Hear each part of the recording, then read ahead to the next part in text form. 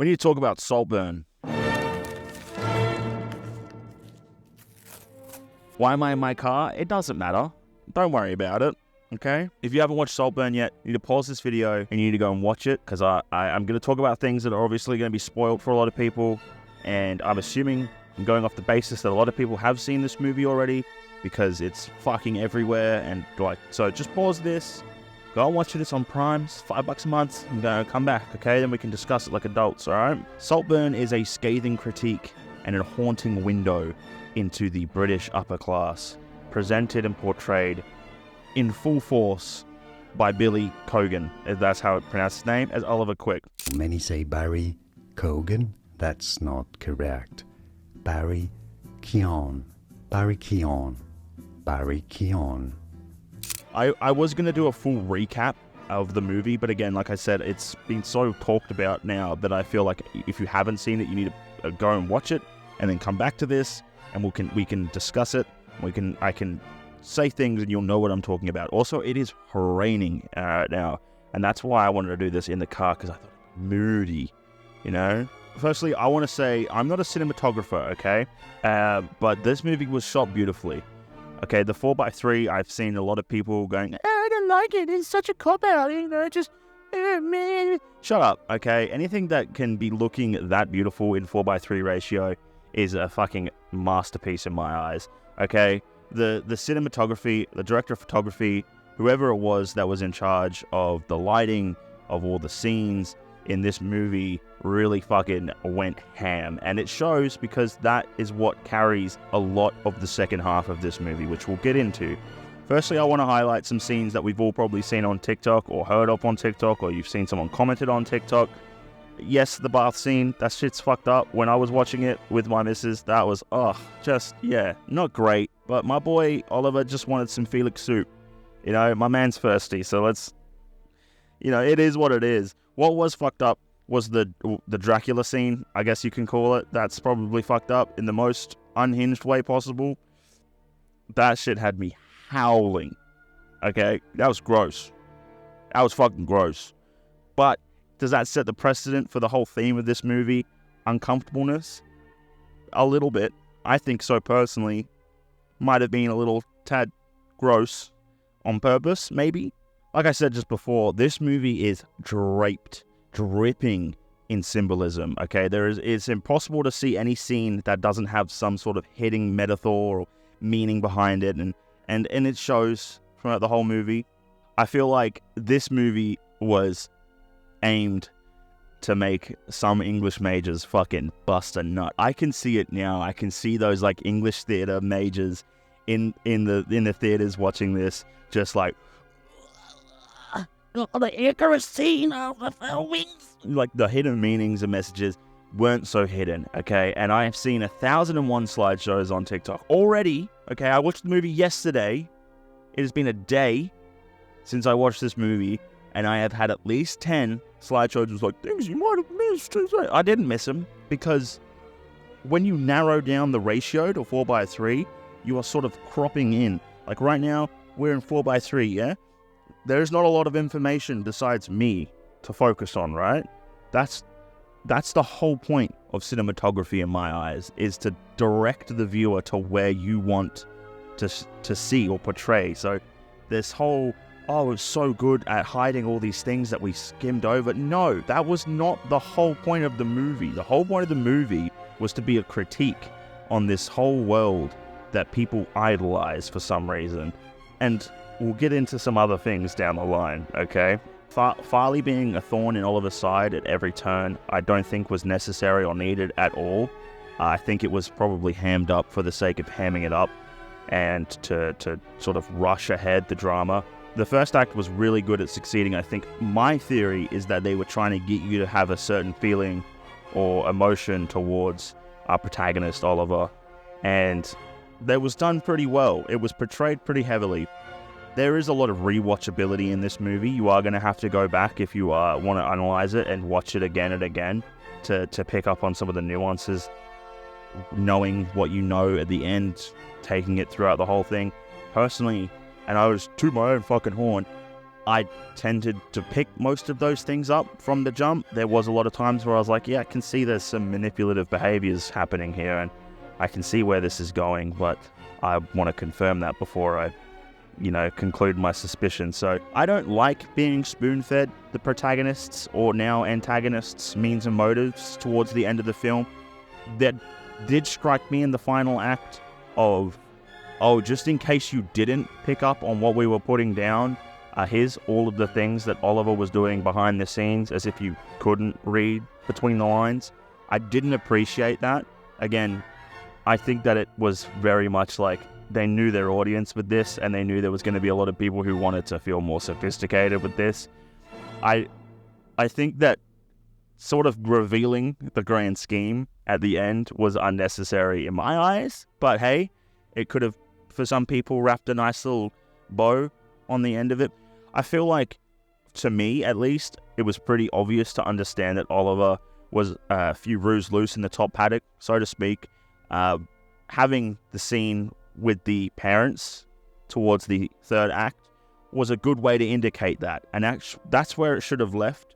But then they had to be like, oh my god, this dude is fucking crazy, oh my god, this dude's fucking nanas. There was a lot of cases like that where it was like, okay, I'm picking up what you're putting down, but the director was like, no, you gotta listen, sweetheart, you gotta know what I'm putting down, okay? You're not fucking, are you reading, but are you listening? Are you with me?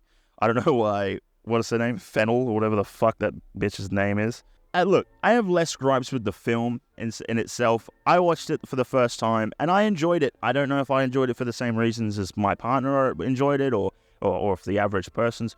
I listen to me fucking parading myself like I'm some kind of intellect. I'm dumb as shit, okay? My favorite movie is The Gremlins. Before we go any further, my favorite movie is The Gremlins, okay? That is not a fucking cinematic masterpiece.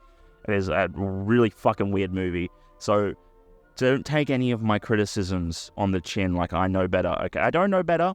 I just think this is where I stand with it, because I'm a fucking boomer. And now, boomer alert, boomer alert, boomer alert. Hello, everyone. There's going to be some boomer-esque vibes going on in this next part. Please bear with me. The director of this movie is a upper middle class. I wouldn't even say upper middle class. I'd say upper class, heir to a jewelry mogul.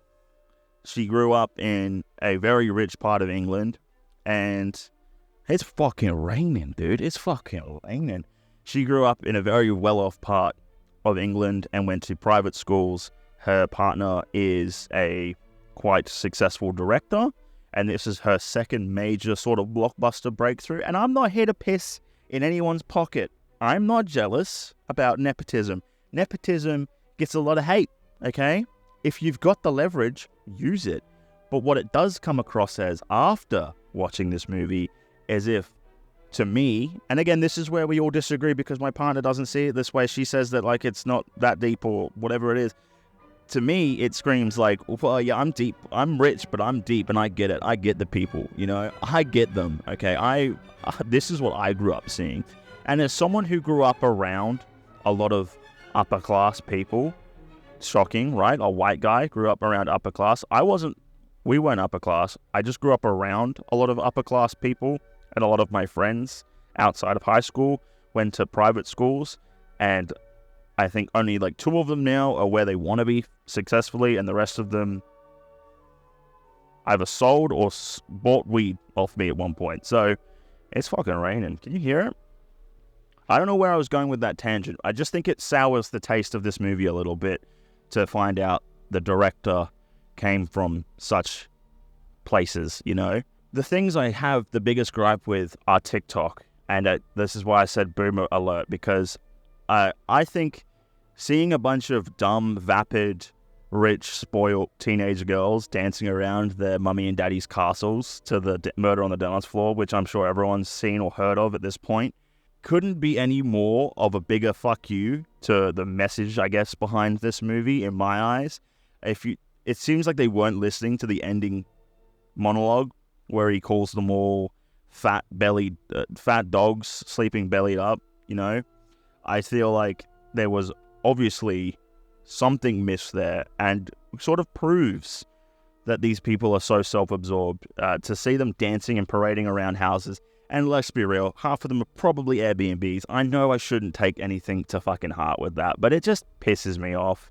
I also, like I said earlier, have a gripe with, every 13-year-old white Taylor Swift Stanley drinking girl who's going to come out with this movie and post 1,001 clips of GIFs. I did see a comment on Letterboxd that this movie was made for Tumblr, and I see it. I do see it. There are a lot of clippable moments. Chat, can we clip that, please?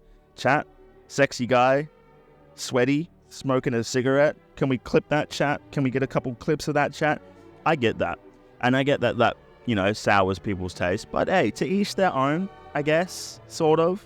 Where was I going with this? I guess I'm just I haven't made any videos of this year, and I needed to make something, and I needed to rant and ramble a bit, so bear with me. I will have one final gripe with this.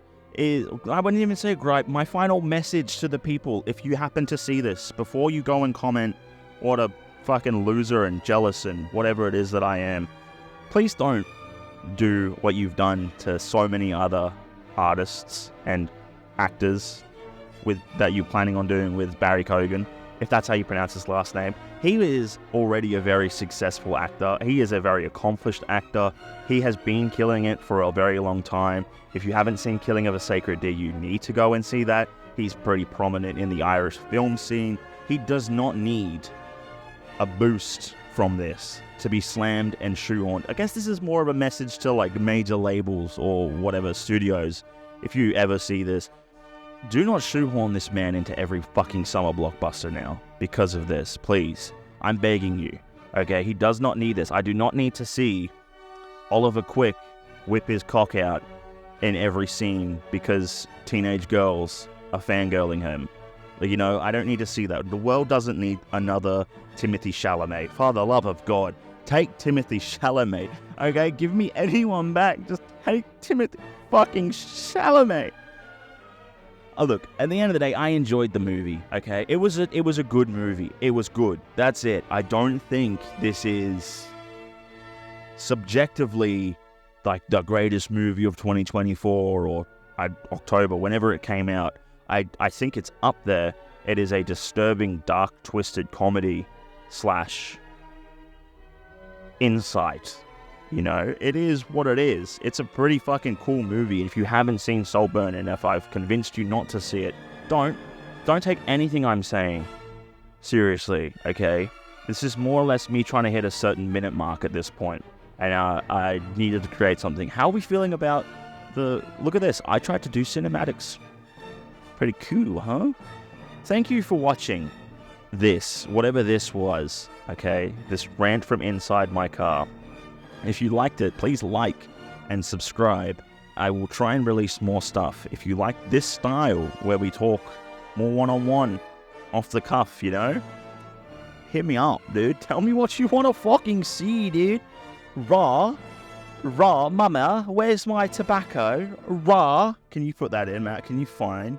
Raw, where's my backy? Raw, where's my backy? No, Ra, where's my backy? Raw, where's my backy? Raw, where's my backy? Holy fuck, I'm fat. I'm so fat. Raw, I'm fat. Mummy, I'm so fat. Okay, I guess bye. Don't know what the fuck this is.